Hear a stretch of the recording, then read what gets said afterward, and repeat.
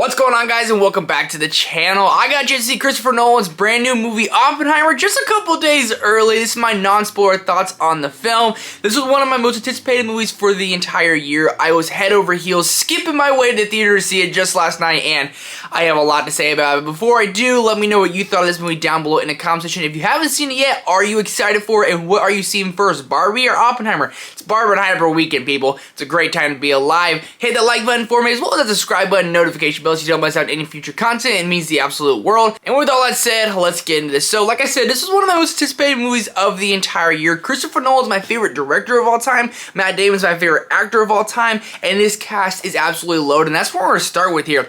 This cast might be the best cast of all time in any movie, literally ever. Everyone brings their A game and like their A+ game. Everyone dominates here. Anytime anyone's on screen, from Emily Blunt to the time she carries, to RDJ, who in my opinion was the best performance throughout this entire movie and should secure the Oscar nom, and honestly, the Oscar win. I haven't seen someone better than him in a supporting role at all this year.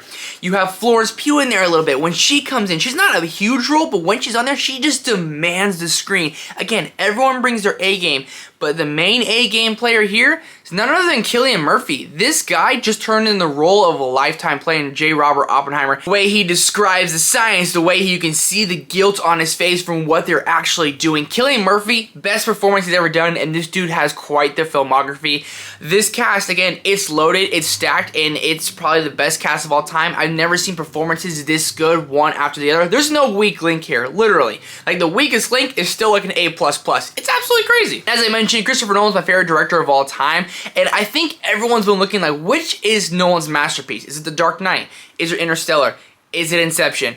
I'm just gonna say this after one viewing, Oppenheimer is Christopher Nolan's masterpiece. It's like a total hold my beer moment. It's like, oh, Christopher Nolan hasn't won the Oscar. What's he gonna do? He's like, you wanna see what I can do? Hold this freaking beer, because that's exactly what he does. He brings every trick to the book. The way he tells a story that's based on a true story in the most unique way possible. I cannot describe that any other than that. It is the most unique way to tell a story like this. It keeps you invested. It's almost haunting and chilling at times. And it's like he has his Christopher Nolan effect in there with his twists and turns. That you're not going to see a lot of these twists and turns coming, and you're thinking, this is based on a true story. How many twists and turns can he have in there? Just wait. He has so many twists and turns, and he's telling his story so well, from back in the past to present time to future time. He's telling all these different time zones of the same exact story, and all loops around to some beautiful picture at the end.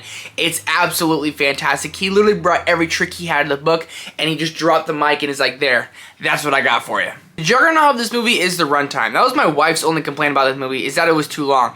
In my opinion, this is one of the fastest 3 hours you can ever sit through in the theater. I mean, literally, as the time has started and the time went on, it felt like it was over. It's the way he tells the story and crafts it. It moves fast, it's witty, has lots of surprising humor in there, followed up with all these other fantastic performances. It makes his 3 hour runtime feel like a 2 hour runtime. And that's a huge compliment in film when you have a movie that is so long, that is so daunting to people. If you can make that feel a lot shorter, people are gonna love it. And at my theater, everyone walked out like, wow, that was a masterful movie. And when you got into like the deep lore of the story and creating of the bomb, the way they did that and the way they handled these explosions, I mean, it was kind of chilling. I'm pretty sure Nolan actually made these explosions like for the movie. So when you're watching it, the way he handled it, from the sound design to like how he filmed it, it was all just so beautiful, and like almost can bring a tear to your eye, just in the awe of filmmaking that Christopher Nolan brings to the screen. One thing I haven't even mentioned yet, the score. The score is loud, it's bone chilling. I got to see this in 70mm IMAX. It was my first ever 70mm IMAX movie.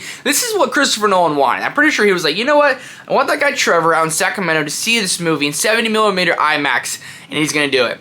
And I did, and I'm so glad I did, because this movie is beautiful. It is meant to see in the IMAX theater. It's huge, it's grand. You're gonna be riveted, you're gonna be shaking.